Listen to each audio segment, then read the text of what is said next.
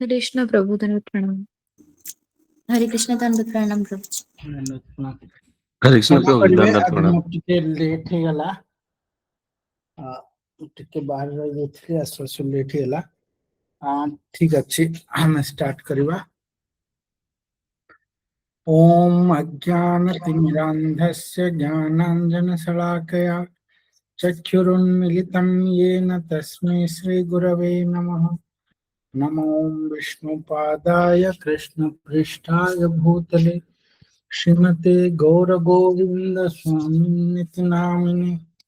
नमो विष्णुपादाय कृष्णपृष्ठाय भूतले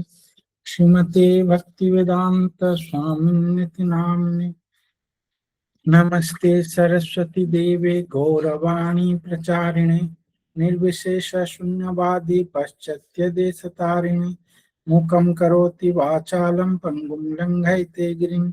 यत्कृपातमहं वन्दे श्रीगुरुं दीनतारिणे परमानंद माधवं।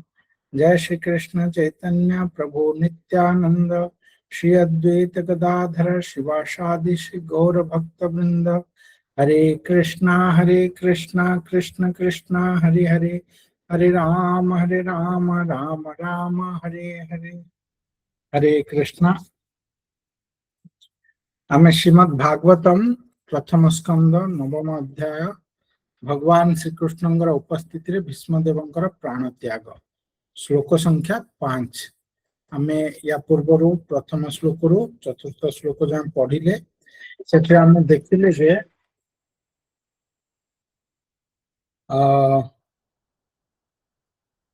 केमती युधिष्ठिर महाराज बेउल्टार हो जाइछन्ती मोहरे पड़ी जाइछन्ती आउ सेथिपाई भगवान कृष्ण तांको भीष्मदेवंक पाखकु नेकी जाइछन्ती जे कि सरसज्जा रे पड़िछन्ती कुरुक्षेत्र रे। आउ एबे भीष्मदेव तांको कौन ना प्रवचन देवे वर्णाश्रम धर्मर। आउ एठे जेतेले युधिष्ठिर महाराज जाउथिले तो से लागुथला बहुत ऐश्वर्यवान कहीं कि ना भीष्मदेवंकर इच्छा थिला जे ए माने जीवन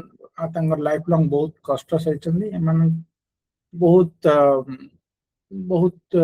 ऐश्वर्य प्राप्त हो मो सेटा देखिबे टिके तो भगवान तांगर से मनस्कामनाटा पूर्ण कले। आज आमे श्लोक संख्या 5 पढ़िबा। पूर्व जो 4 नंबर पढ़िले भीष्मदेव को अंतरिक्ष पतित एक देवता सदृश भूमि रे पतित होइथिबार देखि पांडव राजा युधिष्ठिर तांकर सान भाई मानक तथा भगवान श्री कृष्ण सह तांको प्रणाम जणाइले। श्लोक संख्या 5। तत्र ब्रह्मर्षयः सर्वे देवर्षयश्च सत्तमा राजर्षयश्च तत्रासन् द्रष्टुम भरत पुंगवम। राजा भरतंक मुख्य वंशधर अर्थात भीष्मदेव को दर्शन करने निमित्त देवर्षि ब्रह्मर्षि राजर्षि आदि ब्रह्मांडर महात्मा गण सेठारे एकत्र होइथिले। से माने समस्ते सत्व गुण रे अवस्थान करुथिले। सबु जो माने सत्व गुण संपन्न से माने ही एटा को एप्रिशिएट करि पारंती। जने भक्त ए संसार को छाड़ी की जाउची वैकुंठ लोक को जो माने सत्व गुण रे स्थित से माने एटा बुझी पारिबे। जो माने राजसिक तामसिक रे अछन से माने बुझी जेतेले जने वैकुंठ लोक को जाए से समग्र 14 भुवन पार हे की जाए ऊपर को तो सत्य लोक रे ब्रह्मा से बुझी पारंती। से आसिकी तार उपासना करंती पूजा करंती से व्यक्तिर से जीवर जे ये वे भगवान कर पाख को जाउछन्ती वैकुंठ लोक को यांकर आउ जन्म मृत्यु नाही। ए जो भवसागर अछि एथिरो से पार पाइ गेले। आमे पार पाइनु आमे एठरे सेवा करछु किंतु से बर्तन वैकुंठपुर को जाउछ तेणु से आसिक से ये करन तांकर आशीर्वाद लोड़ती तांकर पूजा करती एथि पई काहेकि ना से हेले भक्त। तो एठिरे भीष्मदेव से भक्त जेतेले तांकर शरीरटा त्याग करने को जाउचंदी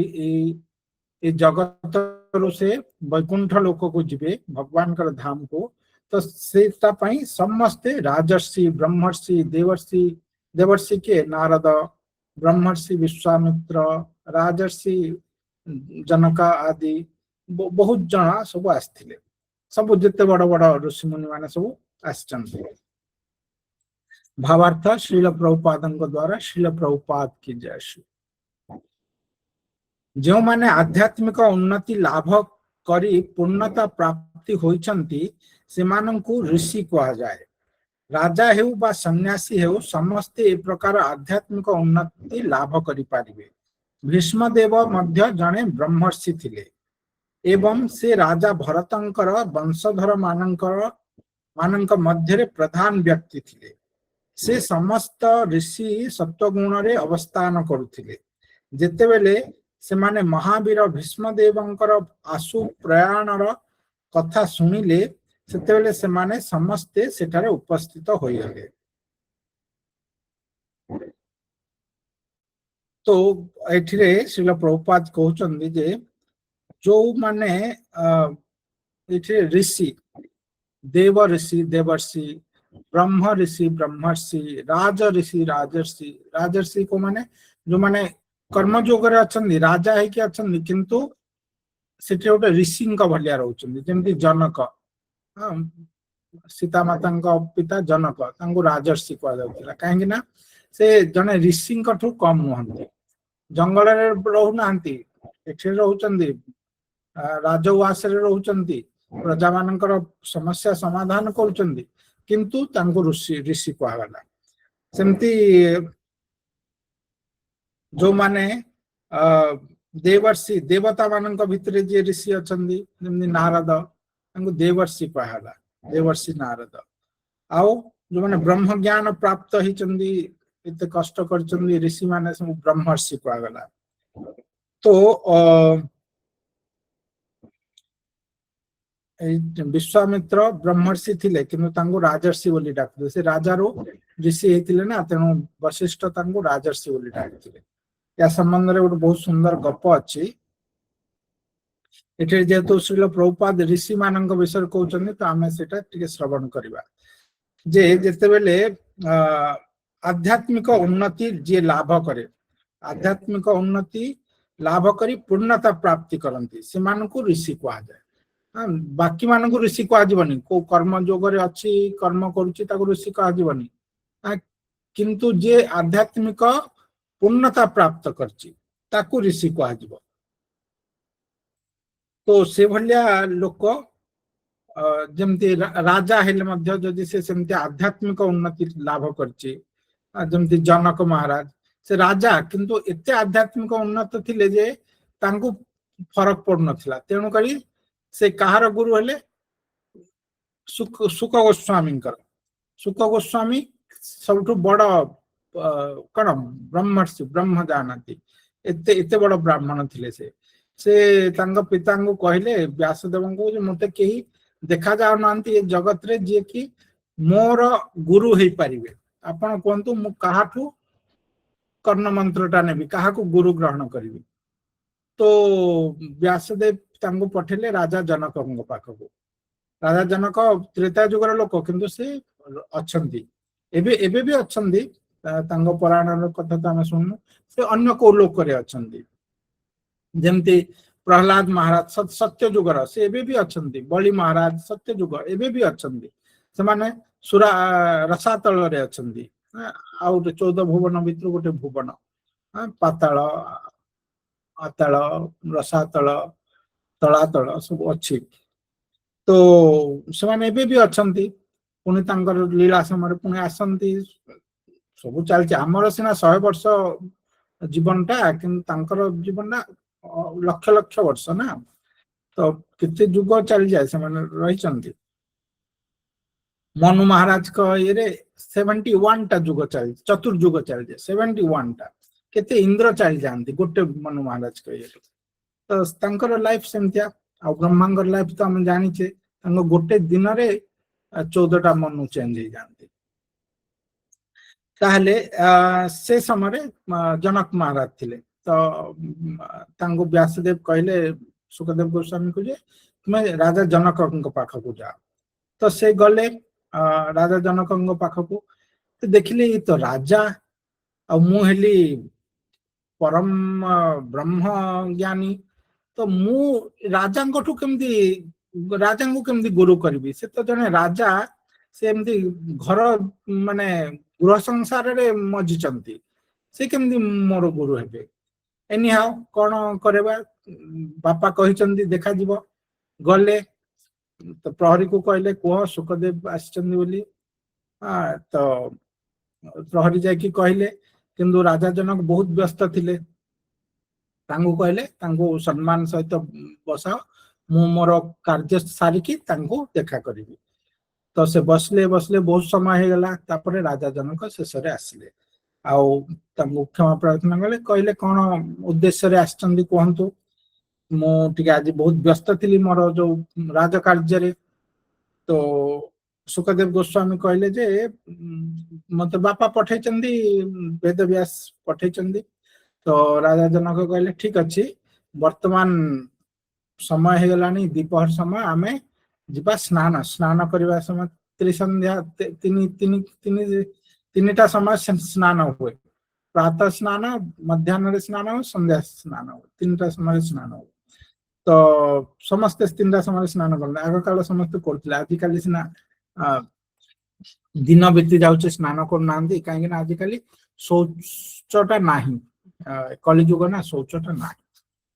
तो से समय सब तीन थर स्नान करथिले मध्याह्न स्नान समय हो जाइए चल जिपा गंडकी नदी अच्छी पाखरे जनकपुर पाखरे अच्छी ना गंडकी नदी तो सेठिके जिबा आउ सेठे स्नान करबा आउ स्नान गलाले कथा हे जिबा आउ स्नान करी आसीबा कथा हे चलो तो ठीक अच्छे सुखदेव गोस्वामी गले तांगा सहित राजा लोक ना रथ लगी हीरा अलंकार सब सुसज्जित घोड़ा मान को सुना पिंधाई सब आराम से गले सेठरे जेतेले जनक महाराज तांगर सब वस्त्र आभूषण मणि रत्न सब पिंधि सब काढ़ीदेले रखिदेले सेठरे स्नान करिवे आउ सुखदेव गोस्वामी आउ गामछा पिंधिले जल को प्रवेश कले सुखदेव गोस्वामी खाली कौपिन से तो किसी पिंधंती कौपिन टी पिंधि तो से गामछा पिंधिले कौपिन को रखिदेले जल मध्य को प्रवेश कले दी जन जल भितर अच्छंती आउ गोटे ये आसिला माने जो कहती हाहुतास आसिला जे जनकपुरी रे निया लगी जाइए हाँ सबू जली गलानी आउ नियाटा प्रवेश कलानी नदी आड़ को आसुची वर्तमान गछपत्र सब खाई जाऊँ निया लगी वर्तमान सब तो जनक महाराज स्नान कर सुखदेव स्नान कर तो जनक महाराज तांकर अलंकार केते कौन रखाई प्रजा माने से आड़े अग्नि आसे सब आसे किंतु तांकर मन विचलित होनी से तांकर कर्म करुचन से तांकर स्नान मंत्र पढ़ुचन स्नान करुचन जहा होची से विचलित होना किंतु सुखदेव गोस्वामी विचलित हो गले अरे निया आसीगलानी पाख मोर कौपिनटा रखाई सेठरे मोर कौपिनटा जलीज मन रे विचलता आसीगलानी किंतु से देखुचंदी जे राजा जनक किछि विचलित होना मणिमुक्ता सब रखाई किछि विचलित होना तो तापरे सुखदेव गोस्वामी बुझी पारे अरे मो कौपिन ये हो जाउची खंड कौपिन मोर मनटा सियाड़ को पड़ुची अरे ये निया लगी मु कौन पिंधिबी किंतु से राजा देख केमतिया से तांगर सर रे निया लगी गलानी वस्त्र अलंकार सब पळेबो किंतु तांको किछि फरक पड़ुनी से तांगर अछन तांगर कर्म कर्तव्य करचंदी ताहले से केते बड़ ऋषि गोटे बड़ ऋषि मुनि माने एते धैर्य रखी पारिबेनी एते तांकर शांत स्वभाव हो पारिबेनी विचलित मन को स्थिर करि पारिबेनी जते कि जने राजा है कि से कर दोचन तो से सुखदेव गोस्वामी कहले ना ये मोर गुरु हेबा योग्य आओ सुखदेव गोस्वामी तांगठु कर्ण मंत्र ग्रहण करथिले राजा जनकठु तो सिमिलरली राजा जनक ऋषि मुनि राजा है कि मध्य केडे बड़ ऋषि थिले बड़ बड़ ब्रह्मर्षि माने मध्य तांकर तुलना रे किछि न एते बड़ से ब्रह्म ज्ञानी थिले बा मन को कंट्रोल करथिले आउ सिमिलरली भीष्मदेव राजा हैथिले हाँ केते सब युद्ध रे लिप्त केते लोकन को मारिचंती केते युद्ध करचंती किंतु एठे श्रील प्रभुपाद कहउचंदे भीष्मदेव मध्य जने ब्रह्मर्षि थिले ब्रह्मर्षि के ब्राह्मण के जे ब्रह्म जानाति इति ब्राह्मण जे ब्रह्म को जानि छी से ब्राह्मण जे ब्राह्मण से मान को भितर ऋषि जे से ब्रह्मर्षि जे ब्रह्म को जानि छी आउ गोटे ऋषि माने पूर्णता प्राप्त कर देछि आध्यात्मिक ब्रह्म ज्ञान रे पूर्णता प्राप्त कर देछि से हला ब्रह्मर्षि तो भीष्मदेव जन ब्रह्मर्षि थिले से ब्रह्म को जानि थिले एते एते बड़ लोक थिले से राजा आइचंती राजसभा रे सेवा करूचंती किंतु से जन ब्रह्मर्षि थिले एठिरे ब्रह्मर्षि आउ राजर्षि रो कथा पडिछि तो हम आउ गोटे गप कहिबा आज 9:15 रे सारिबा काहेकि ना हम लेट रे स्टार्ट करछे एटा हला विश्वामित्र और वशिष्ठंकर गप विश्वामित्र और वशिष्ठंकर सब बेले कोन बाडिया पिटा माने केमती कोन हला ना विश्वामित्र ऋषि हेले एई जो वशिष्ठंग जो तांकठो बदला नबा पय विश्वामित्र बहुत बड़ राजा थिले से थरे जाइचंती गोटे जंगल रे शिकार पय तांकर बहुत सेना जाइचंती लक्ष्य सेना सहित जाइचंती आउ सेठिरे वशिष्ठंकर आश्रम अछि तो आश्रम को गले तो वशिष्ठ कहले अतिथि सेवा राजा आछंती तांकर सेवा कले आउ समस्त को भोजन दिया हबो किंतु लक्ष्य सेना एति लोकन को केमदी भोजन दिया हबो वशिष्ठ कहले किछि असुविधा नै मु दे देबी तो वशिष्ठंग पाखरे कामधेनु गाई थिले कामधेनु गाई हेले स्वर्गर से वशिष्ठंग पाखरे थिले ऋषि मुनि मन ना माने से सिद्धि सब थिला तंगर तो से कामधेनु कोन जहा इच्छा ता पूर्ण कर देबे तो कामधेनु को रिक्वेस्ट करे लक्ष लोक आछंदी तंगर भोजन व्यवस्था कर तो इमीडिएटली लक्ष लोकंगर भोजन व्यवस्था हे गला समस्त खाइले इते तृप्ति रे खाइले केबे तंगर लाइफ रे खाइ नथिले राजवास रे खाइ नथिले एंतिया खाइबा तो विश्वामित्र आचंबित हेले गोटे ऋषि मुनि जंगल भितरे अछंती आश्रम रे वास करूचंदी तांको पाखरे एते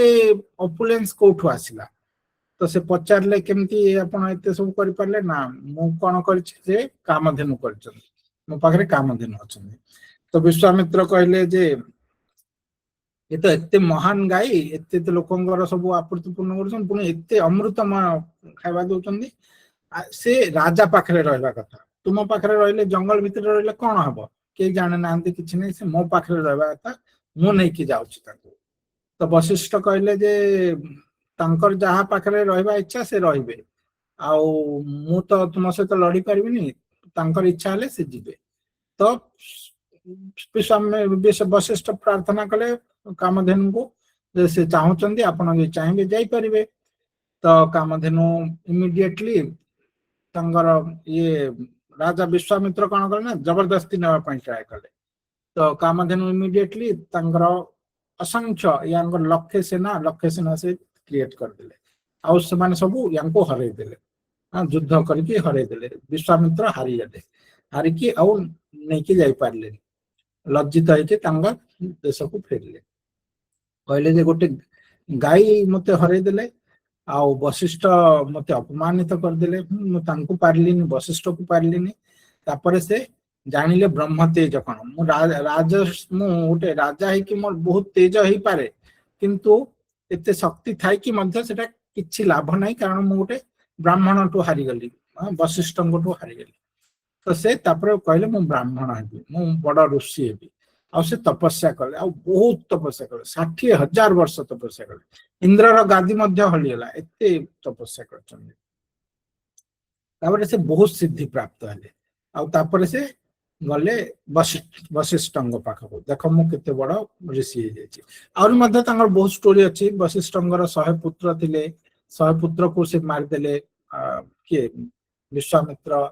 किंतु वशिष्ठ केबे किछि ये नाही तांगर गुडा स्टोरी अच्छी से सब तापरे वशिष्ठ पाखक गले तो वशिष्ठ तांको देखिले वशिष्ठ खुशी हेले कारण एते बड़ ऋषिटा माने एते साधना करचंती तो से एते साधना करना एते बड़ साधना करचंती से डाकिले तांको आसंदो राजर्षि तो जतले से राजर्षि बोली कहि देले से पुणी अपमानित हेला अरे मते राजर्षि कहउचंदी मु तो ब्रह्म ज्ञानी हे गेलिनी ब्रह्मर्षि हेलिनी मते राजर्षि से हेले ब्रह्मर्षि वशिष्ठ तो मु तांको इक्वल हे गेलिनी मते ब्रह्मर्षि डाकिबा तो मते राजर्षि काहे डाकुचंदी तो वशिष्ठ कहले ना मु तुमको जानती राजर्षि बोली तुम राजर्षि तुम ब्रह्मर्षि है ना फेरी आसिले पुणी तपस्या कले बहुत तपस्या कले आउ तापरे पुणी थरे आउ बहुत सिद्धि पाई पुणी गले वशिष्ठ पाखक पुणी वशिष्ठ डाकिले आसंतु राजर्षि से आउरी क्रोधित हो गले तापरे आउ थरे फेरले आउ बहुत तपस्या कले आउ तापरे वर प्राप्त हेले जे जदि से एथर भी तुते राजर्षि बोली डाकिबो ताले तू जदि पछ घुंचा देकी पळे आसीबो ताले से ध्वंस हो जो भस्म हो जो सेठी वशिष्ठ भस्म हो जो एते बड़ सिद्धि प्राप्त हो गले वशिष्ठ भस्म हो जे जेतु मुहा मोड़ी की पळे आसीली ताले तो वशिष्ठ जानी चंदी जदि मु ताको ब्रह्मर्षि न डाकिली मु मरिबी तो गले से पुणी वशिष्ठ पाखक तो वशिष्ठ तांगु डाकिले आसंतो राजर्षि बोली तो से देखले अरे ये मरी जीव मुहम्मद देले फिर भी मते राजर्षि बोली डाकुची तो रागी गले बहुत रागी गले मुहम्मद की पळे आसीबा कथा किंतु से कहले से मन भाबले अरे मुहम्मद की दिबी केमती मुहम्मद तो से मर जो एडे बड़ ऋषि मुनि भगवान कर ये अच्छी कौन आशीर्वाद अच्छी जे से भस्म हो किंतु एते बड़ ऋषि जब भस्म हो संसार केते बड़ संसार से तो अन्याय हो केते बड़ नाश हो संसार ना मु मुह मोड़ी के जाई परिबनी तापर से कौन कले पछ गुतिया दे दे चली चली आसिले पछ को फेरुचंदी पछ गुतिया दे मुह मोडू नांती तो वशिष्ठ देखिले अरे तापर डाकिले आसंतु ब्रह्मर्षि बोली कि तांको से आश्चर्य हेले मते तो राजर्षि डाकिथिला मु फेरुथिली पुणी ब्रह्मर्षि केमदी डाकिला ना वशिष्ठ कहले ना तुम एबे ब्रह्मर्षि हेला काहे ना तुम तुमरो जो ईर्षा को जय कर देला तुम तुमरो जो गर्वटा को जय कर देला तुम हार मानी गलो हार मानी गलो जे मु हारी गली ठीक अछि मु ताको किनु मारी पारिबी मु पछ को पळो हारी गले तो तुम प्रकृत रे ब्रह्मर्षि हेला जे पर्यंत निजर कामना को मन को जने जय न करची से ब्रह्मर्षि हेइनी से राजर्षि ही रही तो जिते सिद्धि प्राप्त करो तो यही सुंदर गपटा अच्छी राजर्षि और ब्रह्मर्षि भितरे और विश्वामित्र वशिष्ठ बहुत अच्छी सब बेले कलह लगी बहुत तो तापरे ए माने जिते ऋषि मुनि माने अच्छी समस्ते सत्वगुण रे स्थित माने 99-98% टाइम से माने सत्वगुण रे रहंती 90% टाइम सत्वगुण रे मझी मझी रे रजगुण प्रवेश करे कारण तांग लाइफस्टाइल ता सत्वगुण किंतु मझी मझी रे रजगुण प्रवेश कर जाय जेमति क्रोध आस जाय इंद्र देवता ने सब सत्वगुण रे स्थित किंतु मझी मझी रे रजगुण प्रवेश करे मोह रे पड़ी जानती क्रोध आसी जाए एमती सब कि तेणु तांगो सत्वगुण रे स्थित बोली कहा जाए कारण तांगर मैक्सिमम स्थितिटा सत्वगुण आम मानकर सब बेले स्थितटा रज आउ तमरे कलिजुग रे प्राय तामसिक रे रज राजसिक बहुत कम जो बड़ बड़ इंटेलेक्चुअल माने गणिबे आपण से माने जानिबे से माने टिके राजसिक लोक गुडा नहले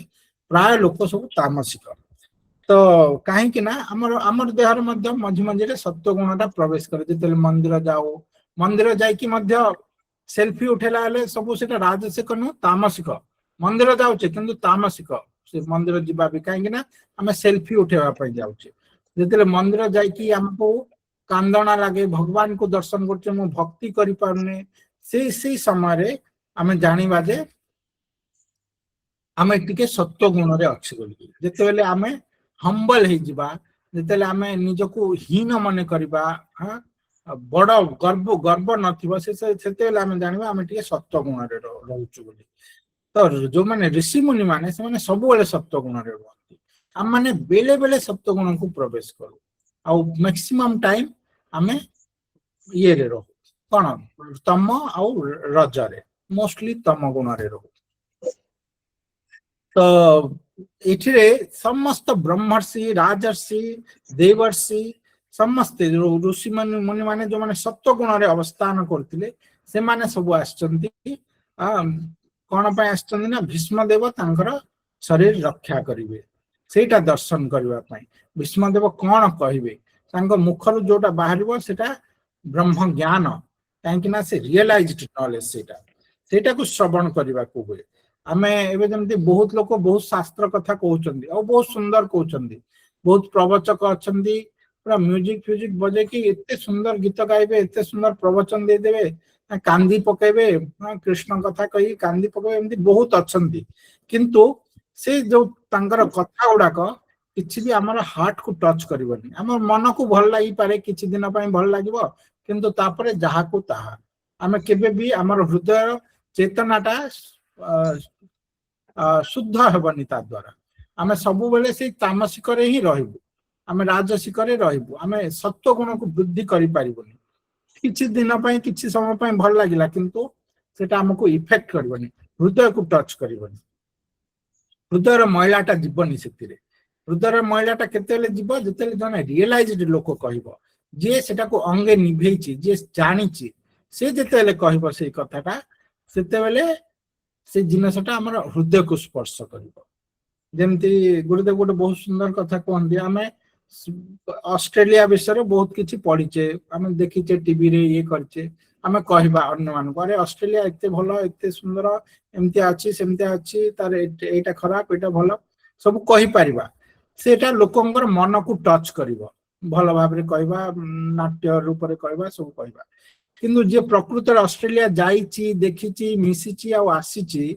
ସେ ଯେତେବେଳେ କହିବ ଅଷ୍ଟ୍ରେଲିଆର କଥା, ନାଇଁ ନାଇଁ ସେଠିରେ ସେମିତିଆ, ସେଠିରେ ସେଇଟା, ଅଷ୍ଟ୍ରେଲିଆ ବହୁତ ଭଲ, ଅଷ୍ଟ୍ରେଲିଆ ବହୁତ ଖରାପ, ସେ ଯୋଉ କଥାଟା କହିବ ସେଟା ଆମର ହାର୍ଟକୁ ଟଚ୍ କରିବ, କାରଣ ସେ ନିଜେ ରିଏଲାଇଜ କରିକି ଆସିଛି, ସେ ନିଜେ ତାର ଅଙ୍ଗେ ନିଭେଇଲା କଥାଟା କହୁଛି। ସିମିଲାରଲି ଆଧ୍ୟାତ୍ମିକ ଜଗତରେ ମଧ୍ୟ ଯୋଉଟା ରିଏଲାଇଜ୍ଡ ନଲେଜ ସେଇଟା ବେଶୀ ଇମ୍ପୋର୍ଟାଣ୍ଟ, ସେଇଟା ହିଁ ଆମର ହାର୍ଟକୁ ଟଚ୍ କରେ। ତ ଯୋଉମାନେ ଏବେ ବହୁତ ଲୋକ ବହୁତ କଥା କହୁଛନ୍ତି କିନ୍ତୁ ତାଙ୍କର କର୍ମଟା ଭିନ୍ନ, କହିବେ ଭଲ ବଡ ବଡ କଥା କିନ୍ତୁ କରୁଥିବେ ସବୁ ପାପ କାର୍ଯ୍ୟରେ ଲିପ୍ତ ଥିବେ, ଶୋଷଣରେ ଲିପ୍ତ ଥିବେ, କହିବେ ହମ୍ବଲନେସ୍ କଥା କିନ୍ତୁ ଦିନହୀନ ହେବା, ଭଗବାନଙ୍କ ଗର୍ବ ରଖିବାନି କିନ୍ତୁ ନିଜେ ବହୁତ ବଡ ଗର୍ବୀ ଥିବେ। ତ ସେମାନଙ୍କର କଥା ଆମର ହାର୍ଟକୁ ଟଚ୍ କରିବନି, ଆମର ହାର୍ଟକୁ କୋଉଟା ଟଚ୍ କରିବ, ଯୋଉମାନେ ରିଏଲାଇଜ, ତେଣୁକରି ସାଧୁ ଗୁରୁଙ୍କ ଠାରୁ ଶ୍ରବଣ କରିବାକୁ ହୁଏ, ସେଇଟା ଆମର ହୃଦୟର ମଇଳାକୁ ନଷ୍ଟ କରିବ। ଆଉ କିଛି କାରଣ ନାହିଁ, ସାଧୁଗୁରୁ ସେଇ ଜିନିଷ କହୁଛନ୍ତି ସାଧୁଗୁରୁ, କିନ୍ତୁ ସେ ଯୋଉଟା କହୁଛନ୍ତି ସେଇ ଶାସ୍ତ୍ର, ସେ ଯୋଉଟା କହୁଛନ୍ତି ସେଟା ଆମକୁ ହୃଦୟକୁ ଟଚ୍ କରିବ, ନିର୍ମଳ କରିବ, ଆମକୁ ସତ୍ୟ ଗୁଣରେ ସ୍ଥିତ କରିବ, ଆମକୁ ଭକ୍ତିରେ ଆଗକୁ ନେବ। ଆଉ ଅନ୍ୟମାନେ ଯୋଉଟା କହୁଛନ୍ତି ସେଇ ଜିନିଷଟା ସେଇଟା ପଢୁଛନ୍ତି କିନ୍ତୁ ସେଟା ଆମର ମନକୁ ଟଚ୍ କରିକି ମନ ମନରେ ପଳେଇବ, କେବେ ଆମର ହୃଦୟକୁ ଟଚ୍ କରିବନି, ଭିତରକୁ ଯିବନି ସେଇଟା। ତ ସେଥିପାଇଁ ଏଠିରେ ସମସ୍ତେ ଏକଠା ହେଇଛନ୍ତି, ଋଷିମୁନି ମାନେ ଯୋଉମାନେ ସତ୍ୟ ଗୁଣରେ ସ୍ଥିତ ସେମାନେ ଆସିଛନ୍ତି ଦର୍ଶନ କରିବେ, ଶ୍ରବଣ କରିବେ ଭୀଷ୍ମ ଦେବଙ୍କୁ, କାହିଁକି ନା ସେ ଜଣେ ରିଏଲାଇଜ୍ଡ ପର୍ସନାଲିଟି, ସେ ଜାଣିଛନ୍ତି ବ୍ରହ୍ମ କଣ, ଜ୍ଞାନ କଣ, ପ୍ରକୃତ ଜ୍ଞାନ କଣ, କର୍ତ୍ତବ୍ୟ କଣ, ମନୁଷ୍ୟ କଣ କରିବା କଥା ସେ ସବୁ ଜାଣିଛନ୍ତି। ତେଣୁ ତାଙ୍କଠୁ ଶ୍ରବଣ କରିବା ପାଇଁ ସମସ୍ତେ ଆସିକି ଏକଠା ହେଇଛନ୍ତି। ଯେମିତି ଭାଗବତ ଶ୍ରବଣ କରିବା ପାଇଁ ସମସ୍ତେ ଆସି ଯାଇଥିଲେ ପରୀକ୍ଷିତ ମହାରାଜ ଶରୀର ତ୍ୟାଗ କରିବେ ବୋଲି, ସେମିତି ଭୀଷ୍ମଦେବ ଶରୀର ପରାୟଣ ସମୟରେ ସମସ୍ତେ ଆସିକି ଛିଡା ହେଇଯାଇଛନ୍ତି ସେଠିରେ। ଆଉ ତାପରେ ଶ୍ଲୋକ 6 ଆଉ 7 ଆମେ ଆସନ୍ତା କାଲି ପଢିବା, ଆଜି ସମୟ ହେଇଯାଇଛି। ଆଜି ଟିକେ ଏଇଟା ବହୁତ ବଡ ପର୍ପଟ ଅଛି, ତ ବହୁତ ସୁନ୍ଦର, ଆମେ ତାକୁ ଯେତେ ହେବ ପ୍ରତିଦିନ କିଛି କିଛି ଯାଇକି 2-4 ଦିନ ଲାଗୁ, କିନ୍ତୁ ଆମେ ଏଇଟା ପୂର୍ଣ୍ଣ ମାତ୍ରାରେ ବୁଝିବା ପାଇଁ ଚେଷ୍ଟା କରିବା। ହରେ କୃଷ୍ଣ। ପ୍ରଶ୍ନ ଅଛି କି କାହାର?